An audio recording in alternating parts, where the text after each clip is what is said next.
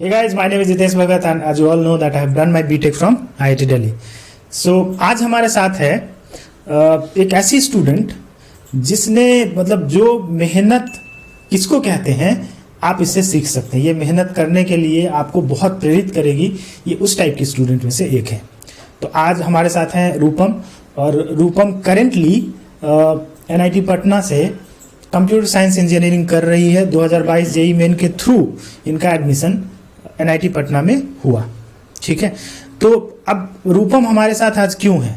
देखिए, इंटरव्यू उन्हीं का लिया जाता है जिनसे आपको प्रेरणा मिल सकती है और इनफैक्ट रूपम से तो मैं खुद प्रेरित होता हूं, तो आप तो ऑब्वियसली इससे प्रेरित होंगे ही होंगे, क्योंकि इसने जो अपने मतलब इस छोटी सी पढ़ाई की जो जर्नी रही है उसमें जो इसने मेहनत किया है और जिस मुकाम को इसने हासिल किया है वो अपने आप में काबिले तारीफ है। मतलब अब क्या बोलूं मैं, ये दिन रात एक करके जो होते ना कहने वाली बात की दिन रात एक करके कैसे किया जाता है वैसे इसने प्रिपरेशन किया है। मतलब इसको मैं देखता हूं, जब मैं देखता था इनफैक्ट प्रिपेयर करते हुए, जब मेहनत करते हुए, तो मुझे अपने दिन याद आ जाते थे जब मैं प्रिपरेशन करता था और जो मेरे अंदर आग थी, जो मेरे अंदर मोटिवेशन था कि मुझे जेई क्रैक करना है, मुझे IIT में जाना है, वैसा ही जज्बा मैंने इसके अंदर भी देखा। और आज फाइनली बच्चों ये NIT Patna computer science round 1 first round में इसका एडमिशन हुआ NIT पटना के अंदर कंप्यूटर साइंस में। चूंकि ये घर के पास रहना चाह रही थी,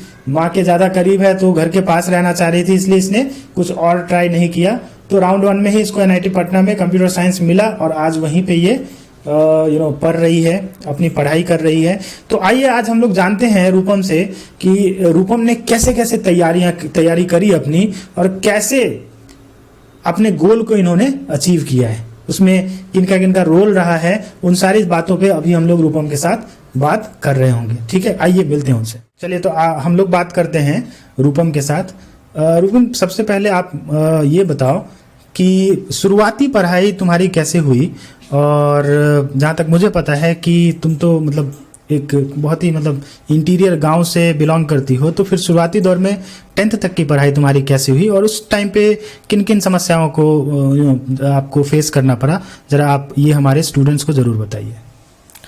मैं अंडर 10th तो अपने गांव से ही पढ़ाई की हूँ। वहाँ पे गांव में बहुत सारी प्रॉब्लम्स होती है, जैसे लोग लड़कियों को नहीं पढ़ने देते हैं। एक तो फाइनेंशियली कमी वैसे भी थी क्योंकि मेरे पापा बहुत ही कम एज में डेथ कर चुके थे और कुछ दिक्कतें ऐसे भी आई जो सोसाइटी से जुड़ी होती है। अच्छा, तो आपके पिताजी का मतलब कब गुजर गए? वो कितना उम्र था आपका उस टाइम पे? जब मैं सिर्फ 1.5 महीने की थी।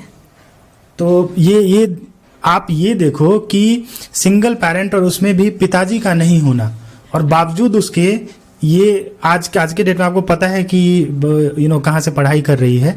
तो मुद्दे की बात यह है कि समस्याएं आपके सामने आएंगी। इसके सामने आप सोच सकते हो कि जिस बच्ची का पिताजी का देहांत सिर्फ ये 1.5 महीने की थी उस टाइम पे हो गया, तो आप ये सोच सकते हो कि किन किन समस्याओं का सामना इसको करना पड़ा होगा और बावजूद उसके आज ये यहाँ तक पहुँच पाई है, तो इसके हौसले को तो सलाम है। तो आप फिर आगे बताइए हमारे व्यूअर्स को कि आपने मतलब फिर 10th तक की पढ़ाई फिर कैसे करी आपने? मैंने पहले तो मैं अपने मौसी के साथ पढ़ती थी, तो वहाँ पे मैंने 1 साल दिल्ली में पढ़ाई किया था। फिर मैं गांव आई तो कुछ सालों तक मैंने गांव में ही पढ़ाई किया था और फिर जब मैंने 6th तक इंग्लिश मीडियम से पढ़ाई किया था। इनफैक्ट मैं भी CBSE बोर्ड का ही स्टूडेंट बनने वाली थी, लेकिन कुछ दिक्कतें ऐसी आई थी कि मुझे बिहार बोर्ड में आना पड़ा और बिहार बोर्ड से मैंने 10th किया।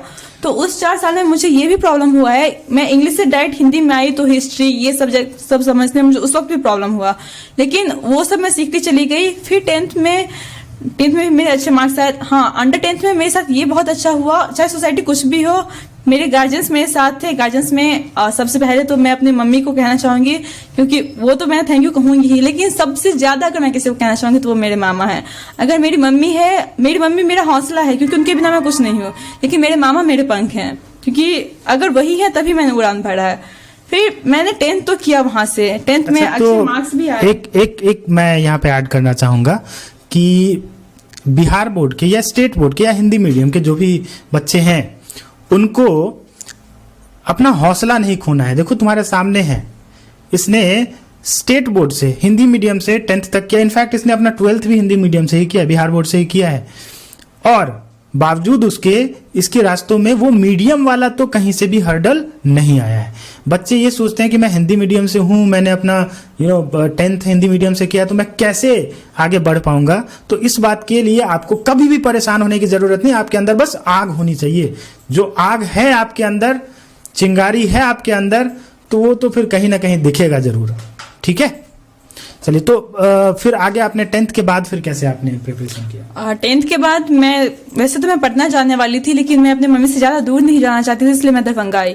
दरभंगा में मैंने जहाँ अपने कॉलेज में एडमिशन लिया, वहाँ मुझे पाठशाला के बारे में पता चला। मतलब वहाँ पे हॉस्टल, इंस्टीट्यूट सब कुछ आपको साथ में मिलता है, और एक बहुत ही अच्छा रिप्यूटेड एक अच्छा इंस्टीट्यूट था। तो फिर मैं यहाँ आई, यहाँ पे मैंने एडमिशन लिया। मुझे यहाँ पे एक चीज़ बहुत अच्छा लगा कि सब कुछ फैमिलियर मिला।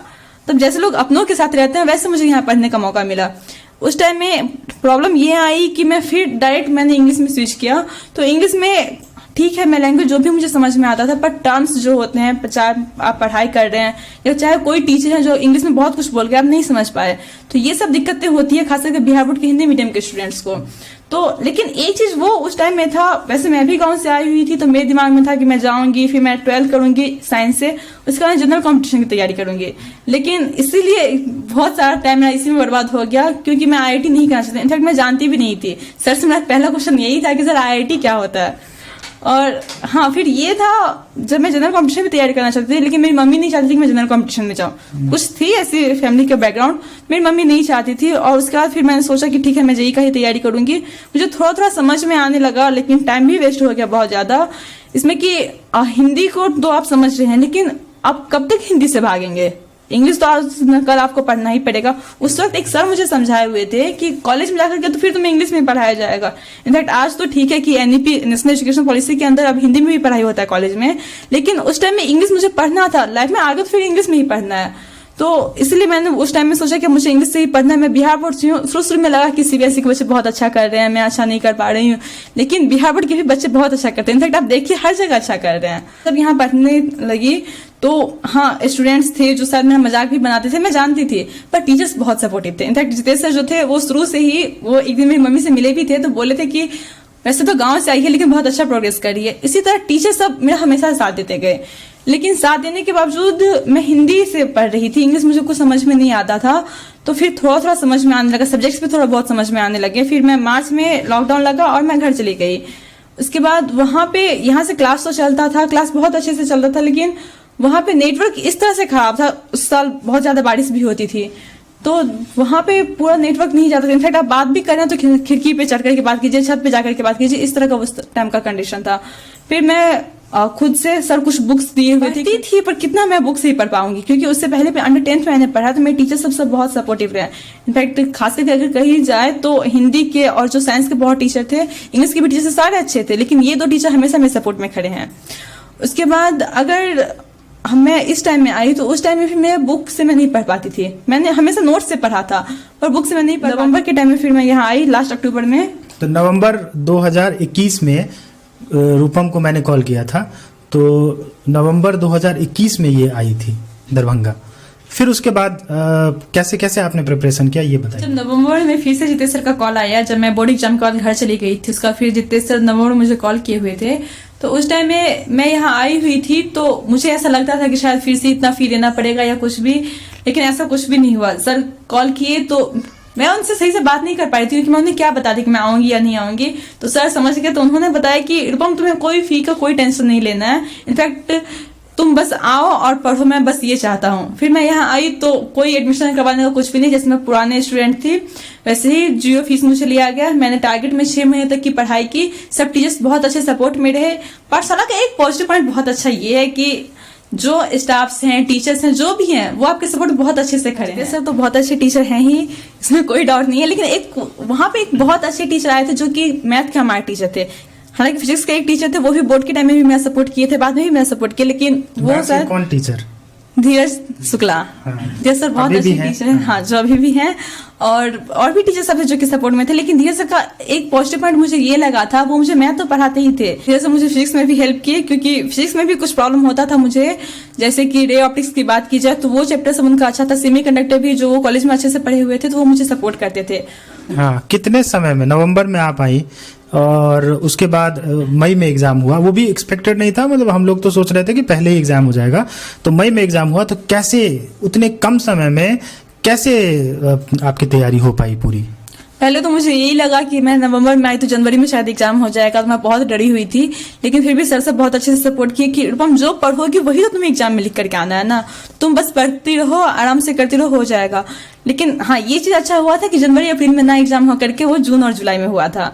फिर मैं मई तक यहाँ पढ़ती रही, बहुत हद तक सिलेबस भी कंप्लीट किया गया। 100% तो मुझसे नहीं हो पाया था, लेकिन सर सब सपोर्ट करते रहे। नहीं हो पाया कुछ चैप्टर्स तो उसके नोट्स दे करके, उसको समझा करके, चाहे आप अकेले में भी पढ़ना चाहे तो सब कुछ समझा करके सर पढ़ाते थे उस टाइम में। हाँ, जब जून में मेरा एग्जाम हुआ था तो मेरा एग्जाम वाकई जिस तरह से मेरी तैयारी तो उस ढंग से बहुत अच्छा गया था। सर सबका बहुत अच्छा सपोर्ट रहा। अगर जितेंद्र सर की बात की जाए तो वो जो हम लोग को केमिस्ट्री पढ़ाते थे उस टाइम में एक चीज और देखने को मिला था, सर 1 महीने में सिर्फ ऑर्गेनिक केमिस्ट्री पूरा अच्छे से खत्म भी किए थे। इनफैक्ट कुछ डाउट होता था मुझे एल्डिहाइड और कीटोन में, उसके अलावा मुझे पूरा ऑर्गेनिक समझ में आ गया था।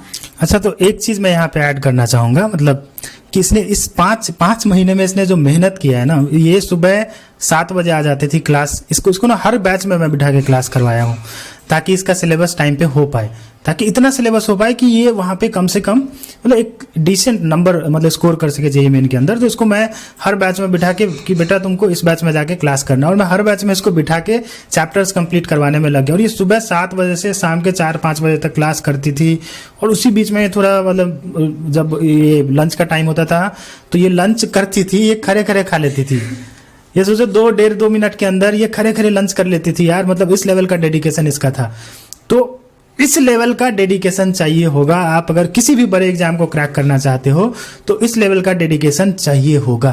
आइए हम लोग ये जानते हैं कि हर सब्जेक्ट को कैसे स्ट्रॉन्ग किया जा सकता है और क्या क्या चीज़ करने की ज़रूरत है, और लास्ट में जब आपका एग्जाम पास हो तो उस टाइम पे क्या क्या करना चाहिए, हम लोग ये रूपम से जानते हैं। ये तो मैं जानती हूँ कि कोई भी स्टूडेंट ऐसा नहीं होता है कि आपके सब सब्जेक्ट में परफेक्ट हो, लेकिन हर सब्जेक्ट को टाइम किस तरह से देना है, किस तरह से पढ़ना है, ये मुझे सर सब ने सिखाया था। और हाँ, जिस टाइम में मैं आई थी मेरा फिजिक्स सही नहीं था, केमिस्ट्री थोड़ा बहुत समझ में आता भी था, फिजिक्स समझ में नहीं आता, मैथ भी थोड़ा बहुत समझ में आता था। फिर मैंने तीनों सब्जेक्ट को पढ़ना शुरू किया, सर से बहुत अच्छे से सपोर्ट करते रहे। और हाँ, अगर दिक्कतें आती है कि आखिर क्वेश्चन क्यों नहीं बन रहा है हमसे, तो क्वेश्चन ना बनने का 2 वजह होता है। एक तो ये होता है कि हम इतने फास्ट पढ़ते जा रहे हैं कि पिछले हम रिवाइज नहीं कर पाए, या फिर दूसरा ये हो रही है कि क्लास में सर पढ़ा तो रहे हैं लेकिन हो सकता है मुझे ना समझ में आ रहा हो, और क्लास के बाहर मैं हेजिटेट हो रही हूँ कि मैं कैसे सर से क्वेश्चन करूँ। तो इन 2 कारणों का मुझे कभी कोई दिक्कत नहीं हुआ, क्योंकि पढ़ाई बेशक फास्ट भी हुआ लेकिन सर से बार बार क्वेश्चन पूछ करके, क्लास में भी क्वेश्चन पूछ करके उस चीज को रिवाइज करवाते थे। और ये बात जहां तक दूसरी की, कैसे हम रिवाइज नहीं भी अगर कर पाए तो फिर भी हम कैसे कर सकते हैं एग्जाम में अच्छा। तो टेस्ट जो बार बार होता था, तो टेस्ट में भी मेरे सही मार्क्स आते थे। सर सब उस जो टेस्ट का होता था जो मार्क्स आया तो इतना कम मार्क्स क्यों आया, उसका एनालाइज किस तरह से करना है, सर सब भी करते थे, मैं भी करती थी, और उसको बेटर किस तरह से करना है ये टाइम टू टाइम ही करने जाना होता था। अच्छा, इसके बाद मैं ये पूछना चाहूँगा कि मॉक टेस्ट का क्या इम्पोर्टेंस है लास्ट के टाइम में, क्योंकि अभी भी जेईई मेन में काफ़ी दिन रह नहीं गया है, लगभग लिमिटेड नंबर ऑफ डेज हमारे पास रह गए हैं। तो बच्चों को आप क्या संदेश देना चाहेंगे कि मॉक टेस्ट, कितना मॉक टेस्ट अभी लगाना चाहिए, रिवीजन पे क्या करना चाहिए, क्या फोकस रहना चाहिए? 5 से 6 आपको मॉक टेस्ट देने चाहिए, क्योंकि जब आप सिलेबस की तैयारी करते हैं तो हमें तो लगता है कि हम सिलेबस पूरा पढ़ चुके हैं, अच्छे से हम कर लेंगे। लेकिन जब हम मॉक टेस्ट देते हैं तो हमें ये पता चलता है कि कौन सा पॉइंट मेरा नेगेटिव है, कौन सा पॉइंट जो कि हमें नहीं समझ में आया है। हमें तो लग रहा है कि समझ में आ गया लेकिन नहीं, हमें से अभी बन रहा है। हाँ, सर सब एक चीज हमें बहुत अच्छा सिखाए हुए थे उस टाइम में कि जब क्वेश्चन कोई बनाते वो क्वेश्चन नहीं बना तो उस क्वेश्चन को ये नहीं कि ठीक है हम देख लेंगे दोबारा, तो सर सोचेंगे क्या कि नहीं बन रहा है रूपम से या फिर नहीं कर पा रही है। सर बोलते थे कि उसी वक्त नोट्स खोल करके देखो और ये देखो कि आखिर क्यों नहीं बन रहा है। मॉक टेस्ट में ये होता है कि अगर आपको लग रहा है कि आप फुल सिलेबस नहीं कर पाए हैं तो कहाँ नहीं कर पाए ये भी आप उसमें से देख सकते हैं, या फिर फुल सिलेबस में भी नहीं हुआ है वो भी आप देख सकते हैं। और मॉक टेस्ट एक एनालाइज होता है कि हाँ, अगर इस तरह का क्वेश्चन बार बार पूछा जा रहा है हमसे अलग अलग टेस्ट में तो हो सकता है इसी तरह क्वेश्चन हमसे एग्जाम में भी पूछा जाए, तो हम उसमें ये भी अच्छे से तैयारी कर पाते हैं। और तैयारी वैसे सिलेबस की भी होती है, एग्जाम की भी होती है, और मॉक टेस्ट में एक सबसे अच्छा चीज ये होता है कि एक कॉन्फिडेंस आ जाता है कि हाँ, एग्जाम में भी बहुत ज्यादा डर मुझे नहीं लगेगा। चलिए, तो बच्चों लगे रहो। रूपम से हमने बात किया, रूपम ने अपनी स्ट्रैटेजी आपके साथ शेयर की। अभी अब 12-13 दिन रह गए हैं, max to max 5 mock test देना है आपको। उसके बाद आप अब एनालिसिस वगैरह का टाइम आपके पास नहीं रह गया है। थॉरोली रिवाइज करें चीज़ों को, रिवीजन पे ज़्यादा फोकस करें। अगर आपको चीज़ें याद रहेंगी, किसी भी क्वेश्चन के बारे में आपको उसका कॉन्सेप्ट जान रहे होंगे, तो ऑब्वियस सा बात है कि आप उसके बारे में सोच पाएंगे।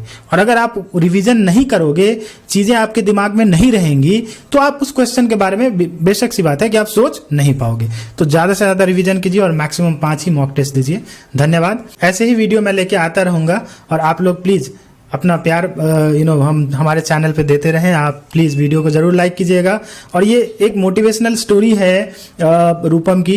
इससे मुझे ऐसा फील हुआ कि काफ़ी बच्चे मोटिवेट होंगे कि कैसे रूपम ने सिंगल पेरेंट के होते हुए आज इस मुकाम तक पहुंची है और कैसे अपने मेहनत के बल पे ये आज NIT पटना में कंप्यूटर साइंस कर रही हैं। तो ये बच्चों को काफ़ी प्रेरित करेगी, मुझे ऐसा प्रतीत होता है।